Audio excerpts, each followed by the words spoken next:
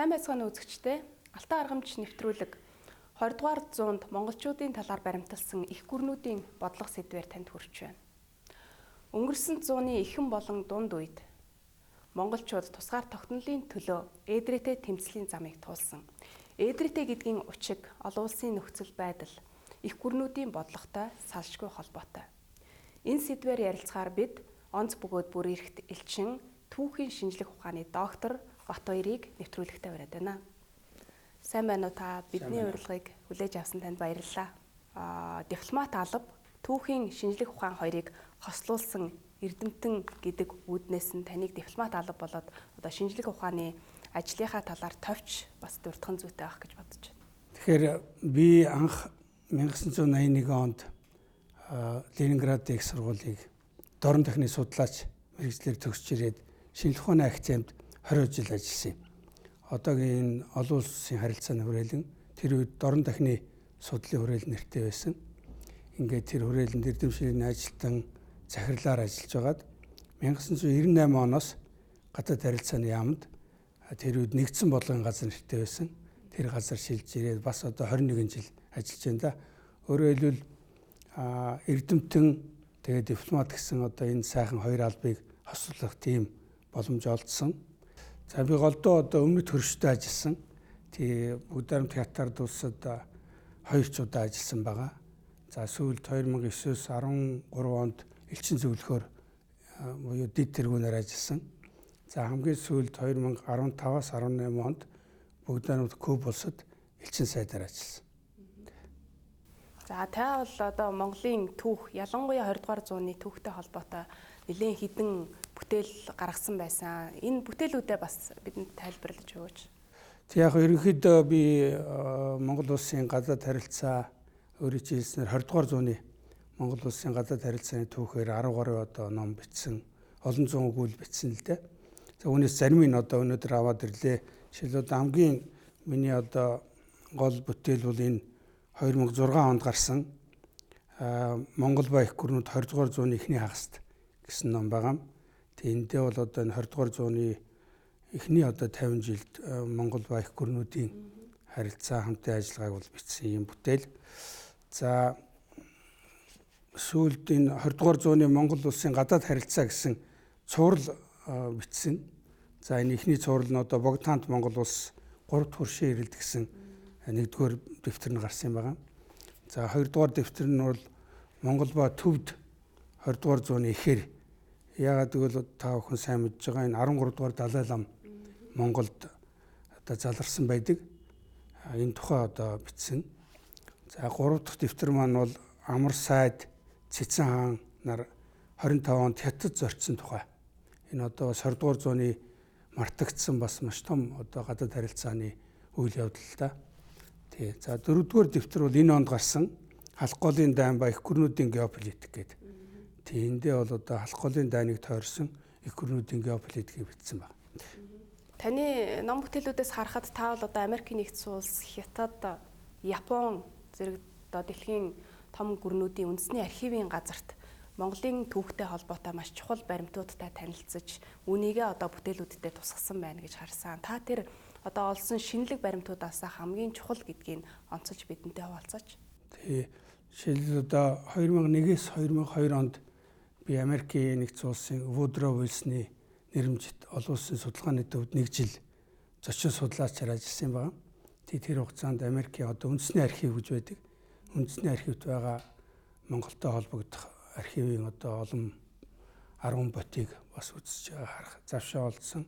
Энд ялангуяа одоо 1920-ад оны нөгөө чуул таалганд байсан Америкийн консулын газар, Америкийн консул Сокобын Монголд ирж байсан, ерөнхий сайд Бодоотой уулзж байсан энэ тухай материалууд би за мөн 45-46 оны Сталин Сүнзивэ нарын хилцээний тухай одоо материалууд Америкийн архивт ихээр хадгалагдж байгааг бас үзэх завшаан тохиолдсон. За мөн Тайваны одоо дунд дэргэн улсын архив Тайванууд ч одоо 46 онд архива Бээжингээс нүүлгээд аваа явуулсан шүү дээ. Одоо Тайбэйд байна тий. Тайбэйд байгаа энэ дунд дэргэн улсын үндэсний архивд ажилласан. Энд одоо ялангуяа Гоминданы хятад дунд дэргэн улсаас манай Монголын талаар явуулж ирсэн бодлогоодыг нэлээд нарийн бичсэн байдаг.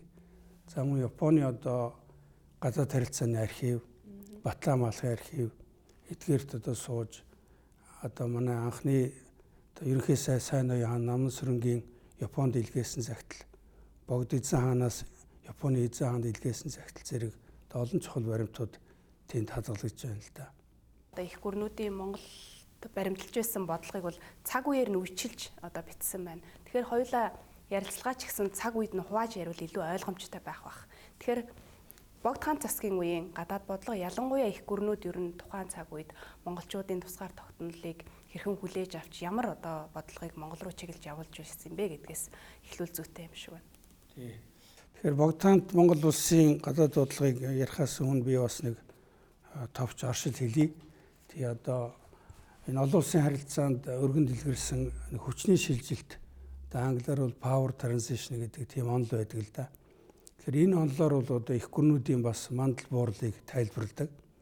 За 20 дугаар зуун бол Монголын хувьд яагаад онцлогтой вэ гэвэл манай одоо өмнөд төрш Манж Чингүрэн 11 он задран унсан. Тэрний орыг залгасан дунд дэргэн улс бол одоо 1946 он хүртэл маш их үүмэн самунтай байсан. За хойд төрш Хаант Орос.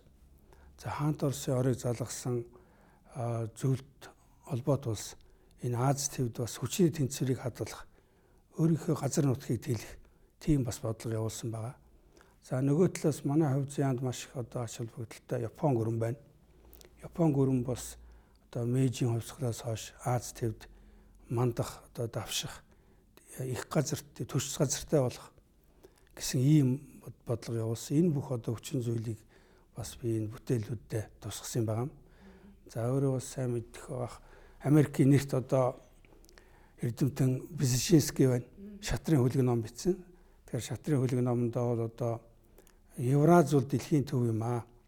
Тэгэхээр Евразийн одоо төвд хяналтаа тогтоохыг хүн бүхэн санаарахдаг. Ялангуяа зөвлөлтийн удирдагч Сталин бол энэ Евразийг хяналтанд авахыг их эрмэлзэж байсан. Евразийг хяналтанд авч чадвас бүх дэлхийг хяналтанд авч чадна гэсэн ийм одоо шатрын бодлого Сталин явуулж байсан гэсэн ийм одоо үгийг хэлсэн байдаг. Тэгэхээр үнэхээр одоо 1911 онд манай төрийн зөвлөлтнүүд тусгаар тогтнолоо тунхлан зарлсны дараа дэлхийн их гүрнүүдэд хандаж тэднэрээр хүлээн зөвшөөрүүлэх болвол одоо дипломат худалдааны харилцаа тогтоох ийм бодлого явуулсан л да. Тэгэхээр гадаад хэргийн сайд, анхны сайд Чингүн хандд орж ерөнхий сайд сайн ноён хаан Наман Сүрэн нарыг Санкт Петербургт илгээсэн. За Хаант Оростой бол энэ зэрэгцэж яриа хэлцээ хийж байсан. За Хаант Оростой яриа хэлцээгээс гадна Европын томоохон гүрнүүд Англи, Франц, Германы элчин сайд нартай уулзах. За болвол тэдгээр оронд бүр зорчиж одоо Монгол улсын хааны бичгийг хүргэж өгөх ийм одоо бас өсөлтүүдийг тавьж исэн байгаа. За энэ өсөлтүүд дотор бас нэг чухал зүйл бол 1914 оны ихээр Богд эзэн хаанаас Японы эзэн хаанд загтал илгээсэн байдаг. Тэгэхээр энэ илгээсэн загтал бол өмнөх 1913 оны 9-р сард их хүрээнд ирсэн Японы иргэн Кодама гэгчтэй их холбогддог л доо. Тэр Кодама бол одоо манай Богд хаанаас босод бүх сайд ноёдтой уулзсан. За Богд хаанд Монгол улсын энэ 3 дахь хөршийн ирэл зөвхөн одоо Европын гүрнүүд Японоор хязгаарлагдаагүй бас Америкийн нэгдсэн улстай ч гэсэн тодорхой хэмжээгээр харилцах бодлого хийж байсан. За Америкийн элчин сайд дипломатч Роквелл их хүрээнд одоо нийслэл хүрээнд ирж саатаж манай сайд нартай уулзж байсан. За Австралийн сэтгүүлч Моррисон гэж хүн одоо Бээжинд Юан Шикан засгийн газарт зөвлөхөөр ажиллаж Монголын асуудлаар бол маш олон тооны судалгаа хийж Юан Шикаа зөвлөж байсан байдаг. За бидний сайн мэдэх одоо Ларсон гүн Шведийн гаралтай олон тооны одоо Америк, Европын бизнесийн нийслэл хүрээнд пүүс компани байгуулж, төлөөлөгчийн газраа байгуулж Монгол улстай бол худалдаа наймаа хийж байсан байгаа. Тэгэхээр энэ утгаараа бол Монгол улс бол 1910-ад оноос эхлээд дэлхийн одоо бас зах зээлд татагтан орж байжээ гэсэн ийм дүгнэлтийг хийж байгаа юм. За хэдийгээр одоо харамсалтай нь Богдаант Монгол улсын энэ өөрийгөө хүлээн зөвшөөрүүлэх их гүрэнтэй харилцаа тогтоох энэ бодлого нь амжилтанд хүрээгүй.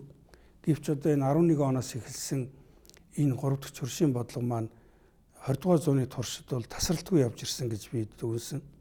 За үеийн төрийн төсөлтнүүд гадаад иргэн сайд нар 3 дахь чурштай харилцаа тогтоох энэ бодлогыг бол тууштай баримталж байсан. Яагаад хоёр их хурш маань саад тэг тавьж одоо бидний тусгаар тогтнолыг одоо саармагжуулах тийм бодлогыг баримталсан юм бэ? Тэгэхээр яг хаант Орос бол мэдээж одоо Монголын энэ их өргөн уудам газар нутгийг хятад улстай харилцах тийм завсрын бүс, одоо буфер бүс гэж үзэж байсан л да.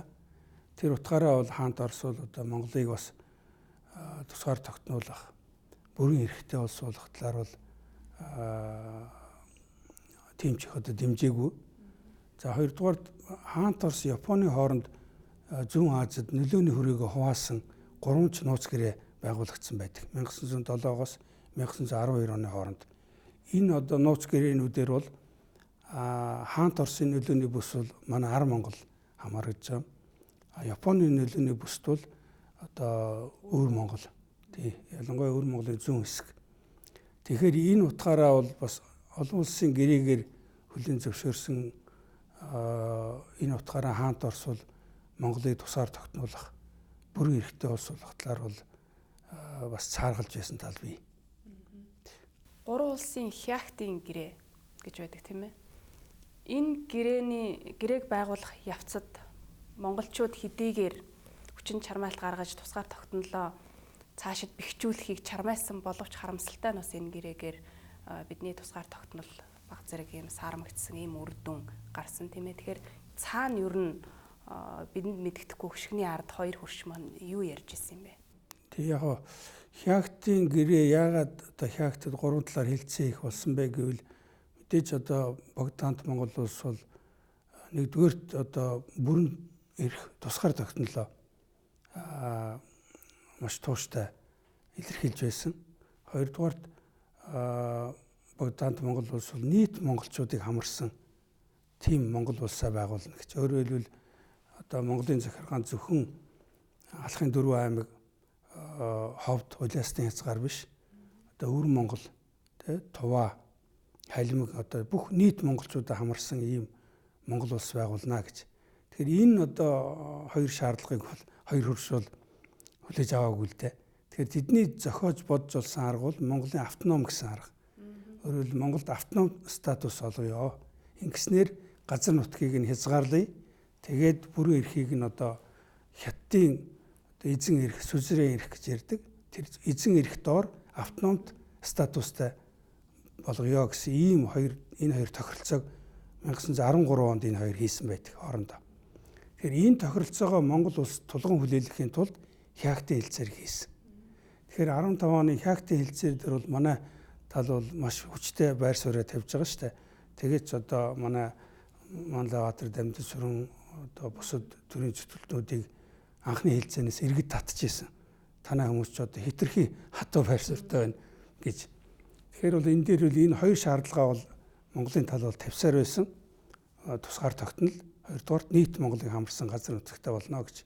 Тэгээ энийг бол одоо хаант Орос, дунд тэргийн улс хоёр бол бүх талаар одоо чармааж энэ хоёр эрхийг хязгаарлаж Монголыг хятадын сүзрийн эрх доор автономт статустай болгосон 15 онд. Тэгтээ бол монголчууд бол үүнтэй эвлэрээгүй. За энэ эсрэг одоо тэмцсээр байгаад одоо 19 онд автономийг нь хятадын талд цуцалсан. За үүний эсрэг тэмцэж 21 онд одоо ардын хувьсгал бидний ярьдаг үндэсний ардчилсан хувьсгал ялсан юм байна. Тэр хувьсгал ялсны хамгийн гол учир шалтгааныг та ер нь түүхэн өнцгөөс яаж хардаг вэ? Тэгээ үнэхээр тэр хувьсгал бол эхлээд бол үндэснийхээ эрх чөлөөний төлөө өөрөөр хэлбэл тэр 19 онд 15 онд манайхыг чи ингээд бүрэн эрхт тусгаар улс биш автономт улс болгочлаа шүү дээ. За 19 онд бүр хятадын цэрэг орж ирээд автономт байгууллагыг маань хүртэл устгачлаа. Тэгэхээр 21 оны хувьсгал бол эхлээд бол одоо социалист ардчилсан хувьсгал байгаагүй. Энэ бол нийт одоо Монголын ард түмнийг хамарсан тийм өргөн фронт байсан. Энэ нь бол юуны төлөө байсан бэ гэхээр эхлээд автономигаа сэргээе. Тэгээ 19 онд цуцлагдсан автономт байгууллага сэргээе гэсэн ийм тэмцэл байсан. За энэ тэмцэл маань 21 онд Зөвлөлт Оросын тусламжтайгаар одоо ардын засаг байгуулсан ийм хувьсгал болсон. Тэгээд 24 онд одоо богд одоо 8 дугаар богд эзэн нас барахаар бүгд найрамдах Монгол ард улсаа бүгд найрамд байгууллага тунхаглаж байгаа юм тий. Эзэн хаангүй бүгд найрамдах улс одоо болсон. 21 оны хувьсгал ялахад баруун өнгөрний одоо хүрээнд нэвтэрсэн энэ үйл явц бас нэг талаараа нөлөө үзүүлсэн юм уу да гэж бас түүхэн баримтууд дээр дурдсан байд юм байна лээ. Таны хувьд ер нь юу гэж хардгийг?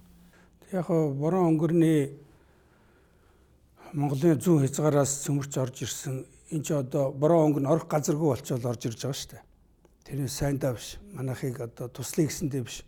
Өөрөө орох газаргүй одоо улаан харимд цохигдоод орох газаргүй учраас Монголын одоо энэ тэр үед зүүн хязгаараар цөмөрч орж ирж нийслэл хүрээнээс гамин цэргүүдийг одоо хятадын дунд дэргээ улсын цэргүүдийг хөөж гаргаад ингээд нийслэл хүрээг эзэлж авсан. Тэгэхээр богд таан болоод манай ноёд ямар одоо тактик боловсруулсан гэхээр түрч гисэн энэ одоо борон өнгөрөнтэй холбоо байгуулъя. Энэ төр холбоо байгуулад хятадуудыг хөөж гаргая гэсэн ийм одоо бодлого тактик боловсруулсан байна. Тэгэхээр энэний одоо үр дүнд бол богд таанд Монгол улс борон өнгөрнийг ашиглаж хятадуудыг Монголоос хөөж гаргасан. За гэтэл зөвлөлт засаг юу гэж үзсэн гэхээр борон өнгөрн ингээд Монголд байх бол зөвлөлтийн одоо аюулгүй байдалд занал хийлж байна. Тийм учраас цэргээ оруулж борон өнгөрнийг дарж авъя гэсэн үднэс зөвлөлтийн цэрэг бол орж ирсэн. Тэгэхээр өөрөөр энэ хүчин зүйлүүд бүгд л одоо ингээд тал талаас үйлчлээд тэрний үр дүнд зөвлөлтийн цэрэгч орж ирсэн. За манайх ч гэсэн одоо хятадуудаас ангижрий гэсэн маш хүчтэй тэмцэл явагдаж ирсэн. Ингээд энэ бүхний үр дүнд ардын засаг одоо ардын хувьсгал ялсан гэж одоо төвчөө хувьд үздэг тий. 1921 оны Монгол зөвлөлтийн гэрээний талаар та илүү дэлгэрүүлж ярьж. Тийм 1921 онд одоо анх Монгол улсын засгийн газрын төлөөлөгчид Москвад очоод Зөвлөлт Оросын гадаад хэргийн яамтай хэлцээ хийсэн. За энэ хэлцээний үр дүнд анхны одоо бас тэгш хэрэгтэй Монгол Зөвлөлт Оросын тий гэрээ хэлцээр байгуулагдсан байгаа. За яг мэдээж гэрээ хэлцээрийн хувьд бол бас бүрэн төгс гэрээ хэлцээр болж чадаагүй.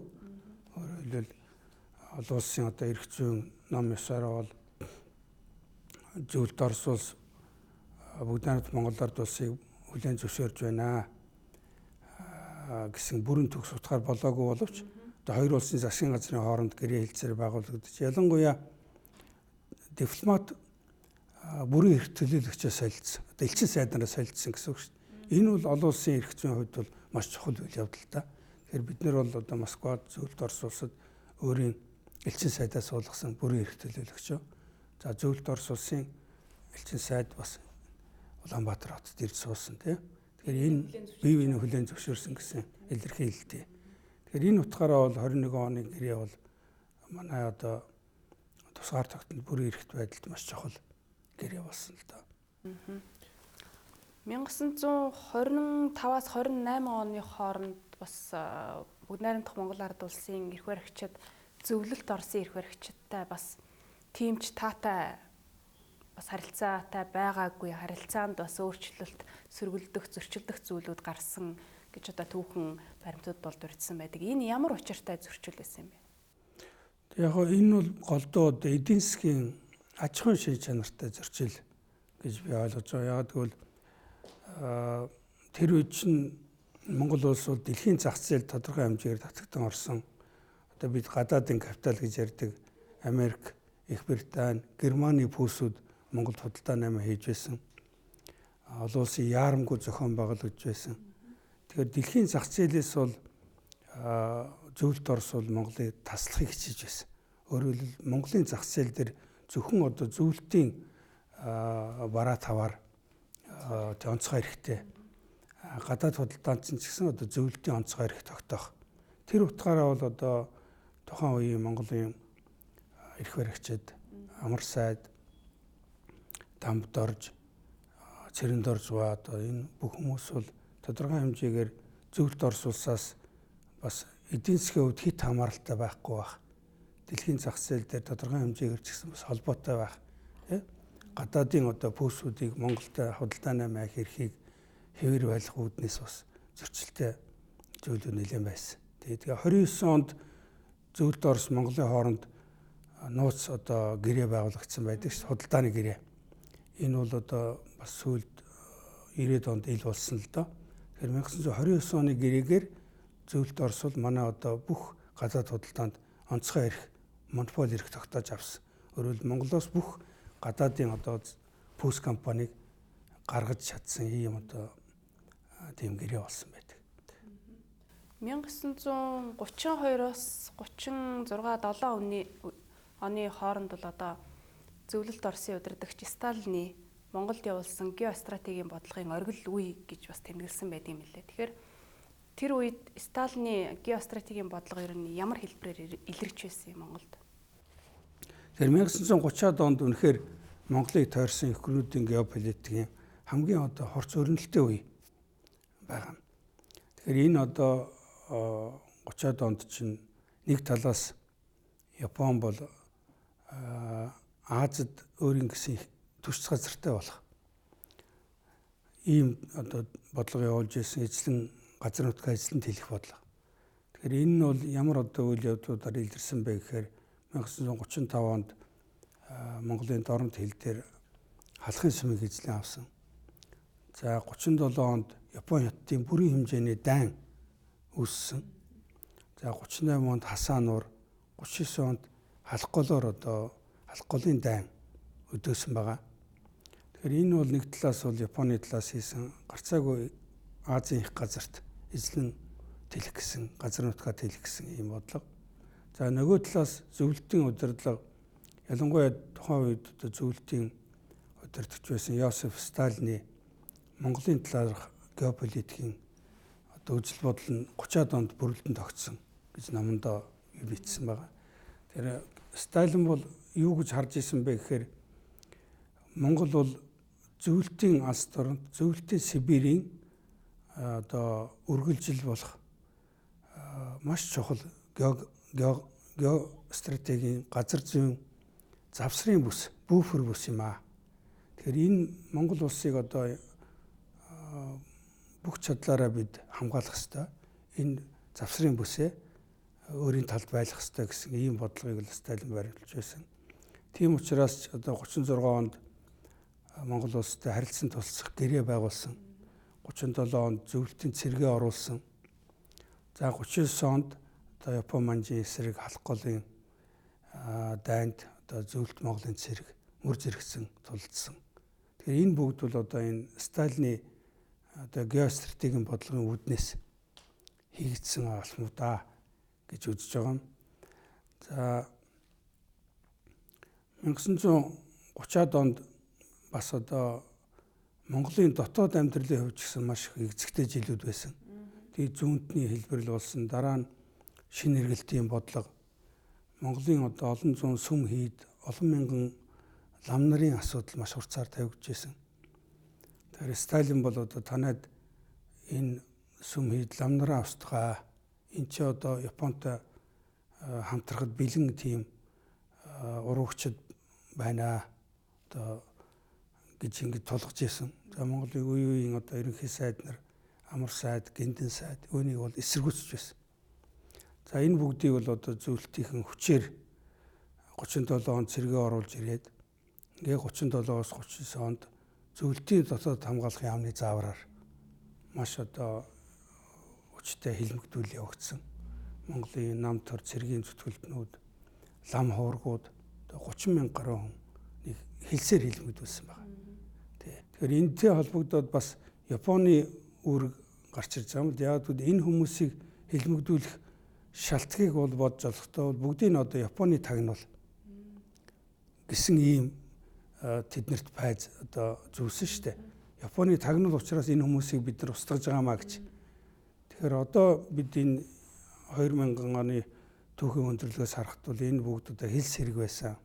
Тэр 30 мянган Монголын нам төр цэргийн зүтгэлтнүүд лам хуургууд Японы тагнуул байгаагүй гэдэг нь бол тодорхой байна. Энэ бүгд ч гэсэн одоо энэ Японы архивын баримтууд, түүхийн баримтуудаар бол харагдж байна л да.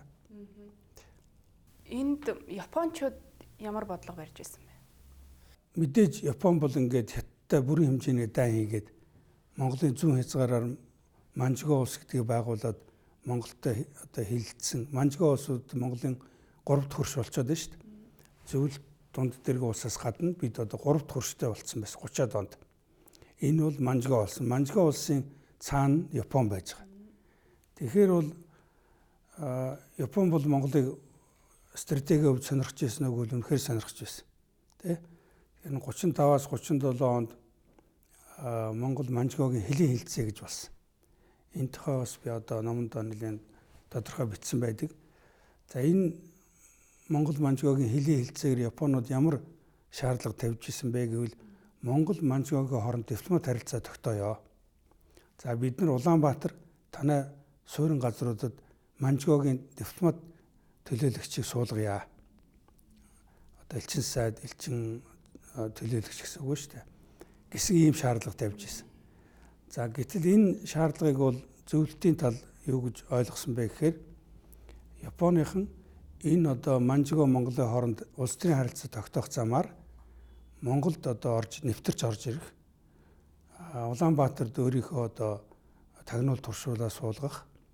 Монголын тухай одоо бүх талын мэдээллийг цуглуулах. За цаашдаа одоо Монголыг бас Манжуготой адилхан ийм өөрийн одоо тоглоом улс болох нэ гэсэн тийм хардлага бол зөвлөлтийнхэнд байсан. Тийм учраас Москва бол энэ Японы бол шаардлагыг маш хүчтэй эсэргүүцсэн байгаа. За Манжуурийн хилцээг бол зөвхөн одоо цаг хожих, Японтой хийх дайнд бэлтгэх, цагаа одоо олж авах ийм аргаар сонжруулж аль болохоор тэгээд одоо 35-аас 37 онд 2 жил гаруй үргэлжилсэн энэ гэрээ хилцээр бол 37 оны 9-р сард бол амжилтгүй дууссан л да. Хөлийн хилцээр бол тий одоо ямар хоёр хилцээр байгуулахаар ярьж ирсэн бэ гэвэл нэг нь Монгол Манжугогийн хөлийн шугамыг тогтоох. Өөрөөр хөлийн бодлоо гаргахгүй тулд хөлийн шугамыг наривчсан тогтоож авъя гэж. За нөгөөх нь хөлийн бодлооныг зохицуулж байх хамтарсан одоо холимог комисс байгуулъя гэж. Тэр Монгол Манжугогийн комисс байх нь шүү дээ. Энэ Монгол Манжугогийн комисс гэдгийг харин байгуулад Манжугогийн тал бол энэ комиссийн одоо гишүүдийг Улаанбаатар, Чой болсон Баянтүмэн гэсэн 3 газар байлгая гэж. Танах одоо Монголын тал Манжугогийн нийслэлд байлга. Мөн одоо Манжугогийн 2 хотод байлгаа гэж. За манай тал бол энийг хүлээж аваагүй. Түрүү би ярьжсэн. За манайх бол зөвхөн хөлийн 2 одоо Манжуур өртөө Баянтүмэн 2 дээр л холимог комиссаа байгуулъя. Тэгээд энэ 2 комисс нь одоо хөлийнхээ бодлооныг шийдэж байгаа гэсэн ийм одоо саналыг сөргүүл тавьсан. Ингээд хоёр тал энэ асуудлаар баг одоо 2 жил маргасан юм байна. Тий. Энэ 2 комиссыг хаана байгуулах вэ? Ямар эрх үүрэгтэй байгуулах вэ гэсэн асуудлаар. Тэгээд энэ хилцээ бол үр дүн төрөйгүй. Халахын голын дайнд Бүгд найрамдах Монгол ард улс зөвлөлт Орос улстай хамтраад ялалт байгуулсны дараа Бүгд найрамдах Монгол ард улсын ач холбогдол өссөн гэж бас тэмдэглэсэн байна лээ. Үүнийг та тайлбарлаач. Тэгэхээр халах голын дайн маань 1939 онд 9-р сард ингээд зөвлөлт Монголын цэргийн ялалтаар төгсөж байгаа.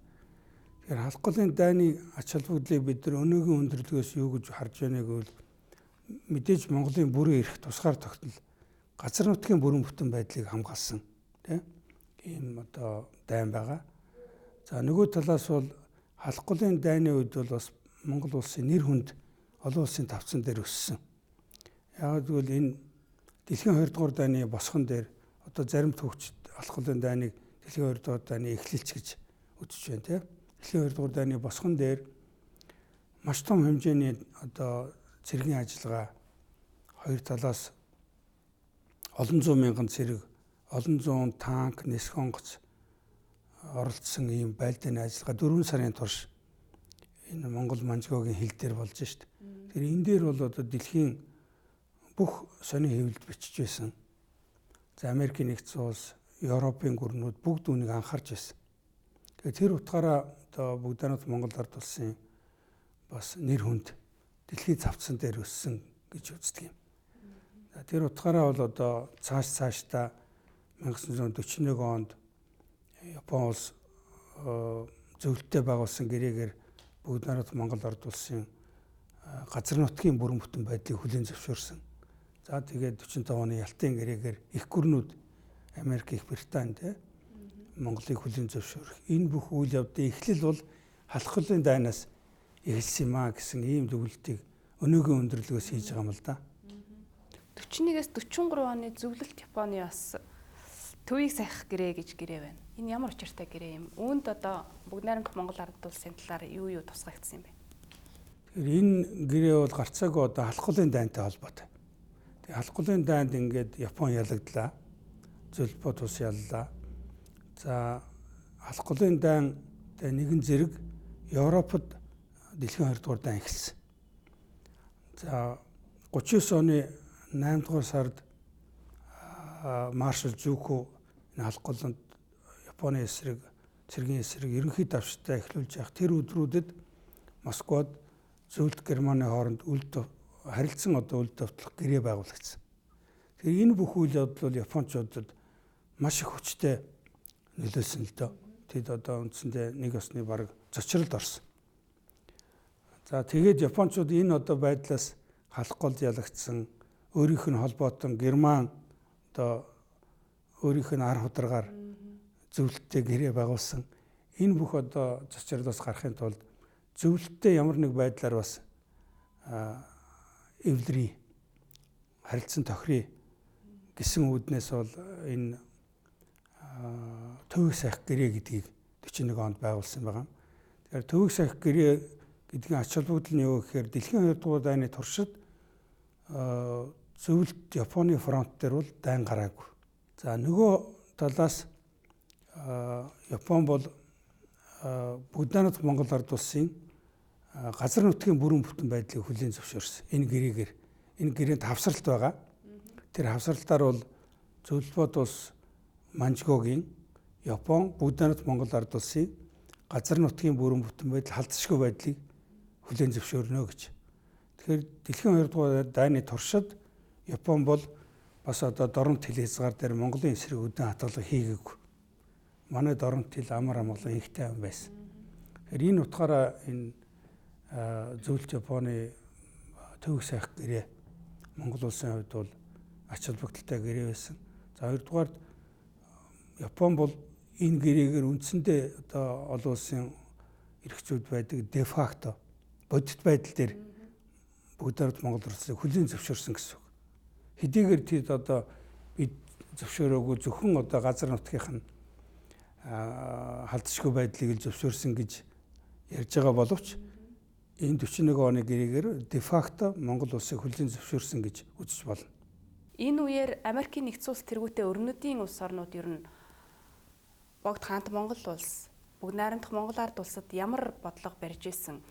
Энэ тойрсон бүс нутгийн их гүрнүүдийн дунд тэнцвэржүүлэх тийм одоо санаа бодлого илэрхийлэл явж ирсэн үү ер нь өрнөдийн улс орнуудаас? Энэ гарцаагүй явж ирсэн. За Америкийн зүгээс бол Монголыг бол юу гэж харж ирсэн бэхээр худалдааны түнш гэсэн утгаар харж ирсэн. Монголын энэ асар их баялаг, ялангуяа тэр үед бол мал аж ахуйн баялаг. Монголын одоо арьс ус, ноос ноолуур, адуу бол дэлхийн зах зээл дээр гардаг байсан. Энэ хятадын одоо танжин бусад бомбоор дамжаад. За тэгэхээр Америк яаж ийм гэхээр 44 онд дэлхийн 2 дугаар дайн одоо дуусах үеэр дид ерөнхийлөгчөө Монголд ирүүлж байна. Тэ? За ямар зорилготой ирүүлсэн бэхээр дэлхийн 2 дугаар дайн дуусч байна. Дайны дараа одоо Монгол улс ямар статустай, ямар улс байх вэ энэ Хятад Оросын хооронд байгаа энэ их өргөн уудам газар нутаг тэ орон асар их баялагтай орон тий.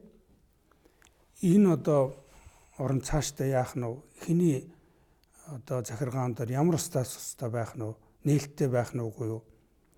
Гэсэн энэ бүх асуудлыг тандахаар, судлахаар дэд ерөнхийлөгчид 44 онд Монголд ирүүлж байгаа. За энэ айлчлалыг тухайн үеийн Монголын удирдагчид бол маш нааштай хүлээж авсан байдаг.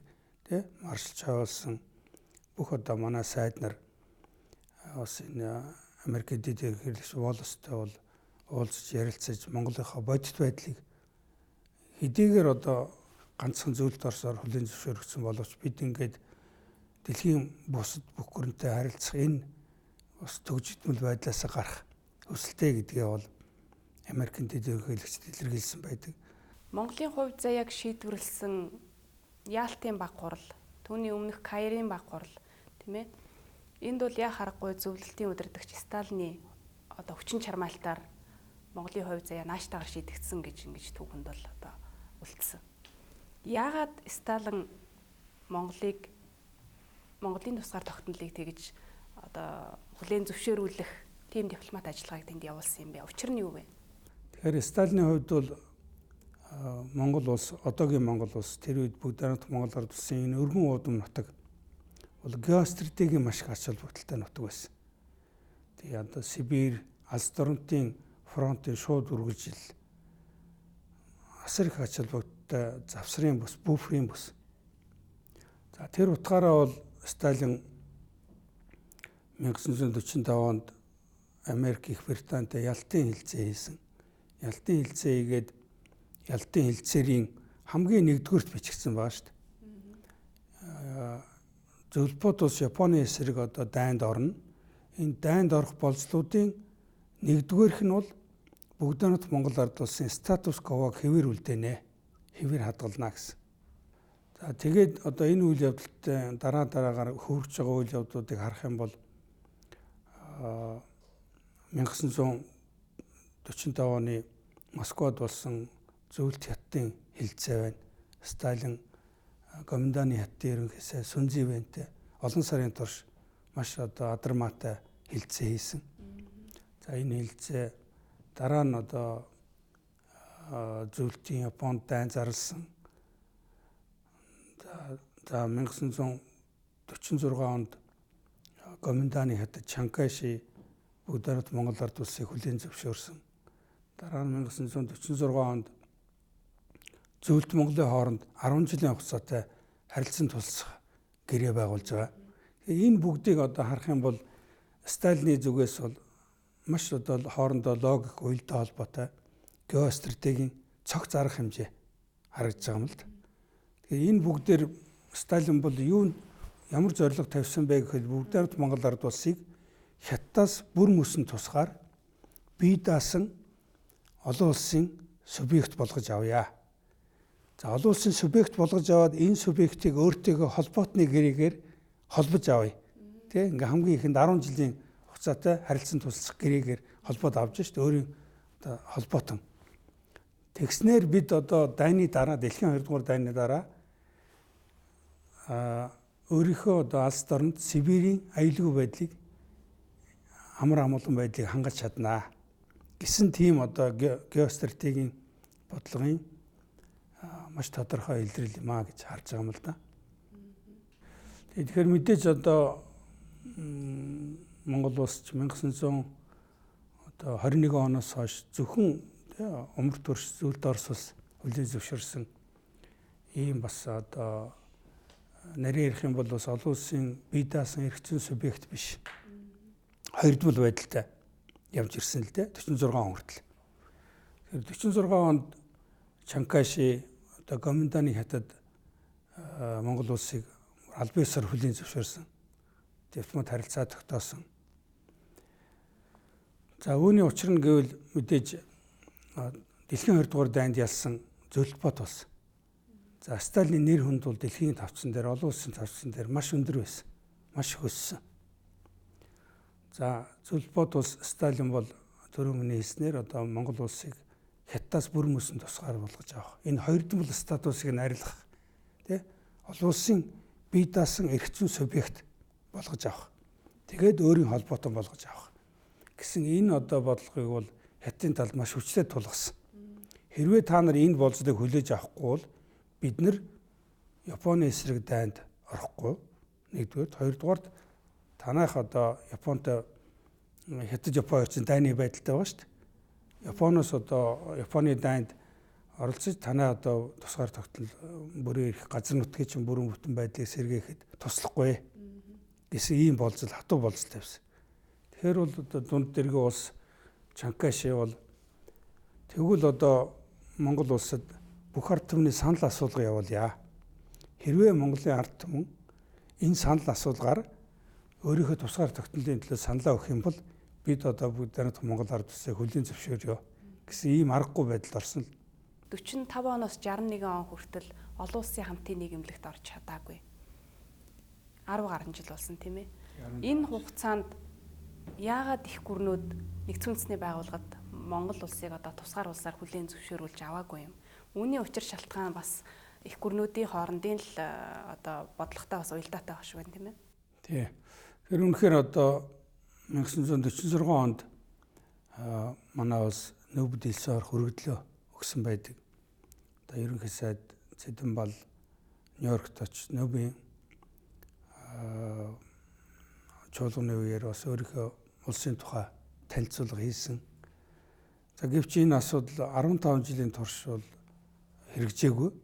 1961 онд бүгд анат Монгол ард улс нэгдсэн үндэсний байгууллагын бүрэн эрх гишүүн болж одоо зөвхөн 2 хөрш төдийгүй одоо олон улсын дэлхийн тавцанд хүлээн зөвшөөрөгдсөн тий ийм олон улсын эрх зүйн субъект болсон.